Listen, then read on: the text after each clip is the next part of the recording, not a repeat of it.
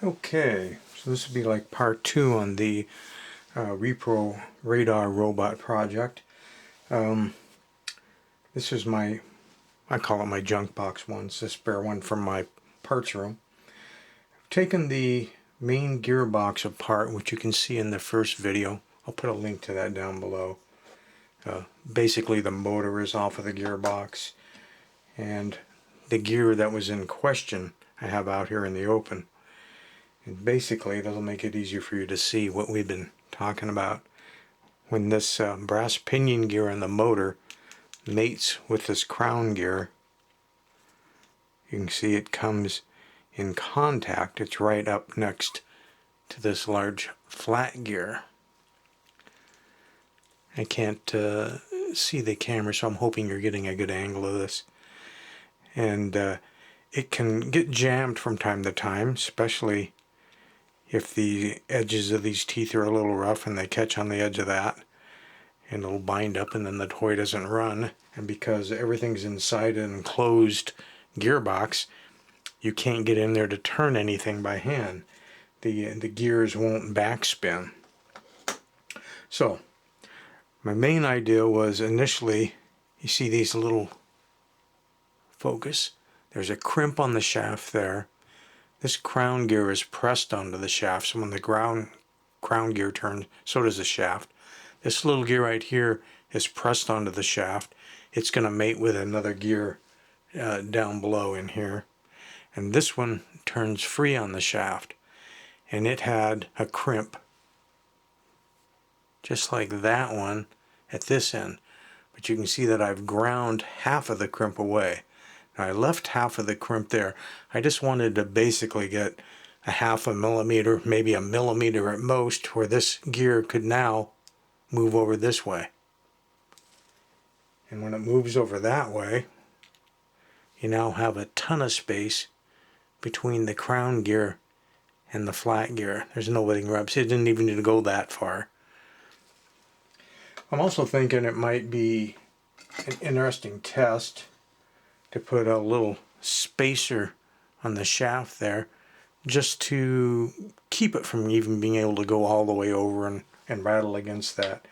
So basically I took a small nut and split it with I have some heavy duty wire cutters, which you call dikes, and split it and spread it. And I'm thinking about, I haven't tried this yet, thinking about trying to drop it down in there. So let's get the needle nose pliers here. Trying to get it around and then kind of pinch it back closed again. Alright. So that'll keep it from being able to go all the way over, and yet I don't have it all the way this way either. Just a little spacer in there. I don't think that nut will be any sort of interference with the gear that mates with this, because it's a flat gear also, but we'll check it. To get it down in there, the easiest way is actually to bend this huge metal tab and these two smaller ones, which I'd already bent. I'm not bending that big huge one because I'm in the house right now and I haven't got the big enough plier jaws. I have some really big ones out in the shop that I can take and pressure that back down. I'm hoping I can push those back in place just with what I have here in the house. So here's your lower gear assembly. You can see this big gear here is pressed onto the shaft. This is the one that makes the walking happen. This is the one that causes the radar dish to flash. It's going to hit on a flasher switch. And this one here spins free on the shaft. That's the one that's going to mate with this little brass one in the middle here. So let's see if we can put this thing back in there.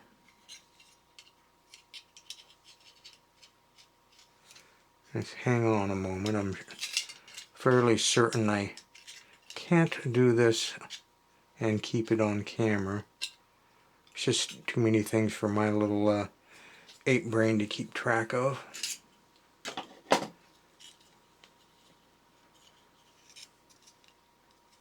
Just about got it, I think.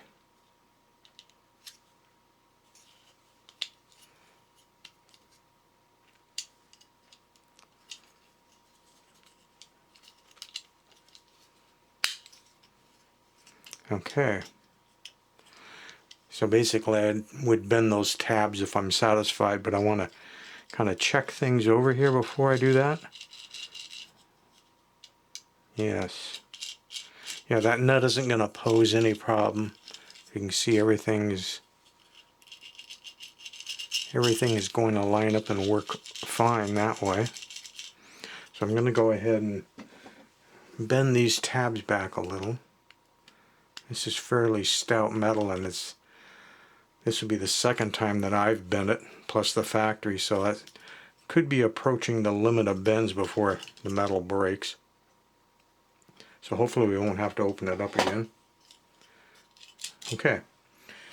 Now before we put the motor on, if you've taken one of these apart to work on it, make sure you go ahead and oil, drop oil on the bearings on both ends. And if you can get it running with a battery clip or something, you can get little holes. You can spray some cleaner into the brushes and get them clean. But more importantly, feel the shaft itself. It should have a little bit of end play, and it should turn real free. This is not a powerful motor. You can barely feel the magnetic poles in it. Some motors you feel tink, tink, tink, tink, tink. You can really feel them. This isn't a very strong motor in the first place. I would have gone with a little bit stronger of an engine. But if you're feeling any sort of binding, like that doesn't move back and forth or pop or doesn't spin free, try loosening up these brackets and moving the motor up and down a little. I found that when I had this apart, if I pinched these down all the way and this thing was really pressing in on the end, for whatever reason, it was causing something to bind in the motor, and the motor was turning really, really hard. Okay, so now we're going to slap this in there, and we're going to hope that it mates up.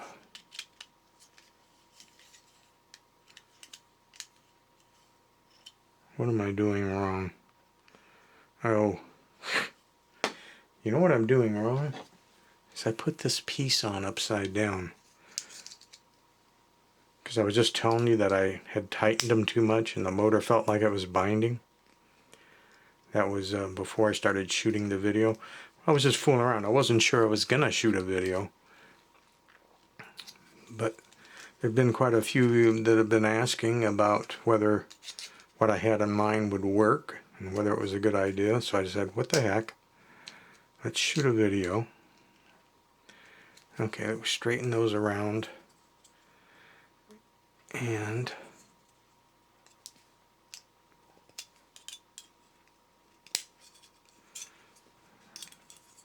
trying to do this without dropping it on the floor.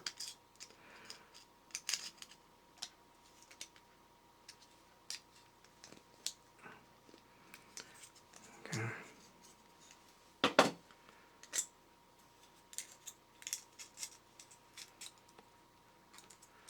Ridges up.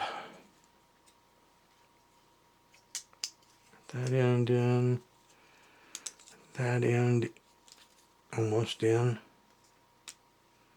Working on it. There. Well, it should go down this time. The real question is, do I have it on right? The negative went on this side and those have to face to the back, so I think I have it on right. Let's just try twisting these and see if, rather than folding them over, let's see if that interferes with anything. Okay, that feels real tight.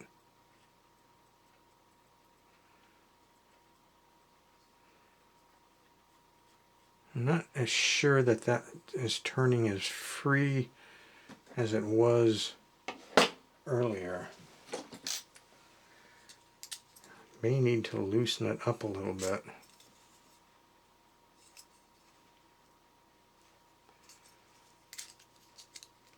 I'm prying between the motor and the frame just to see if I can feel a little bit of play.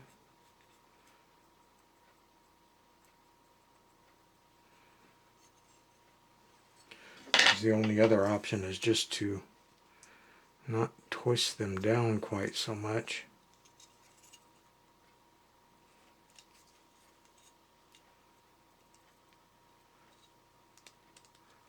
Okay. I think that might feel a little bit better.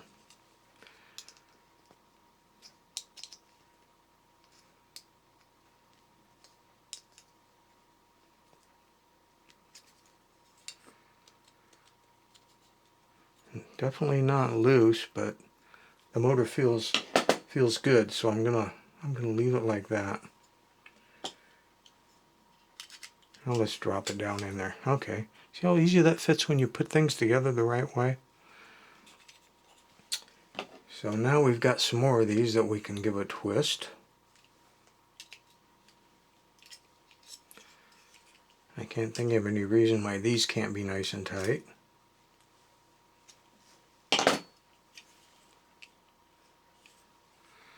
Alright, well, let's find out if that runs.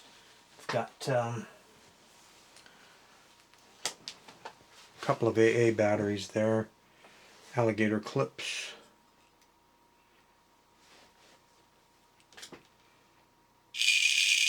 Oh yeah.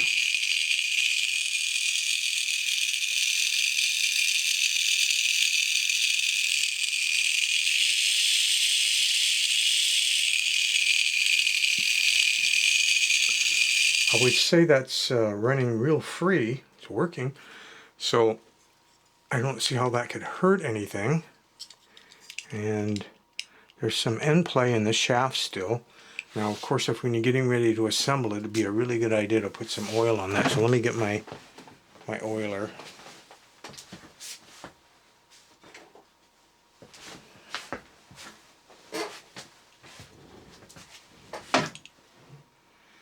This is the shaft that we modified.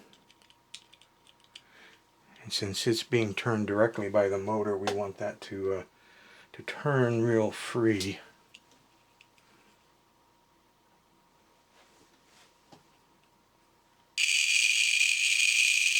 Okay, that's a goot.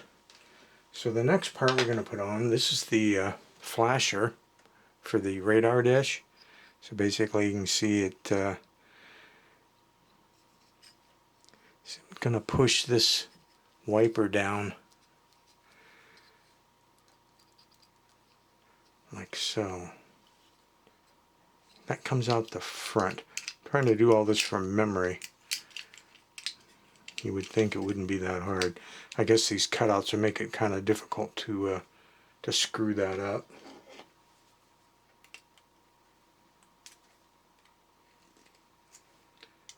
These ones need to fold flat. I really need to put this down on something where I can push to do it. So you're not being able to see anything, and I haven't got anything I can push on, so we're hoping for the best here. Okay. Bent those down. That's flat. That's the flasher. We got that together. Next, I guess we could start putting the legs on, I think. And we have, in order to have gotten the legs off, I had to grind down one of these ends on this shaft, this one.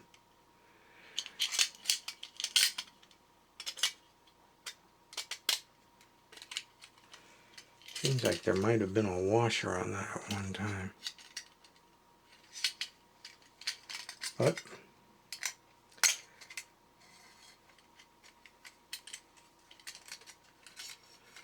I think that's the inside. So this would be, see how they've got it slotted on one side and round on the other? The round on the other should be the outside, and the longer part should be the toe. So this rod should go through that way. Then that crimp should catch to keep the leg in place. Then this should fit through here. And you got the hole for the crank to fit through, like so. Now if these get in the way of the legs, is what I was saying earlier, I didn't know if they would be in the way of anything. We'll have to bend them over more. Maybe I'll just do that now while I can get in there easily. There we go. I got the other foot, making sure the back linkage is back out of the way.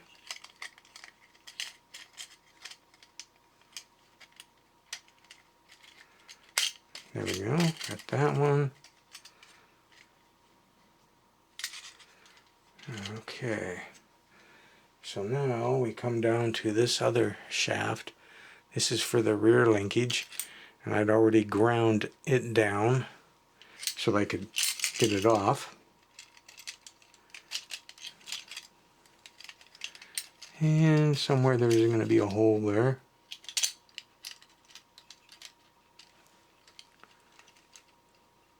There we go.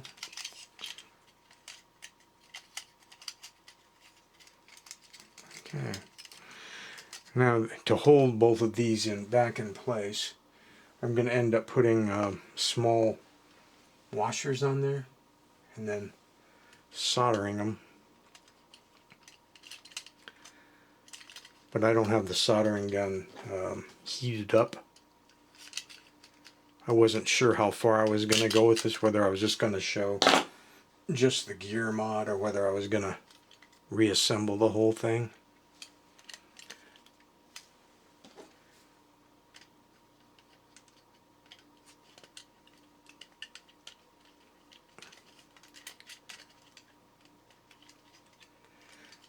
But it won't fall apart, at least at this point. So this would be a good time to test the mechanics once again.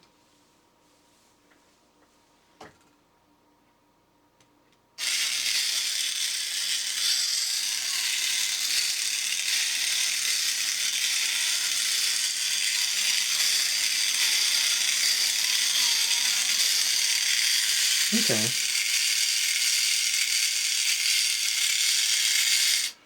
We didn't make anything worse. That's important, you know.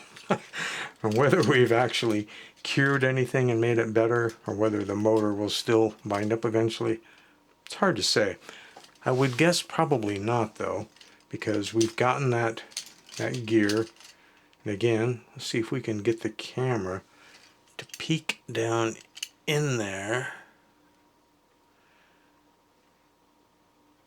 You can see the crown, you can see the flat, and the brass gear you can just barely see, and it's not touching the large flat one anymore. So I think, we'll try it from this angle too.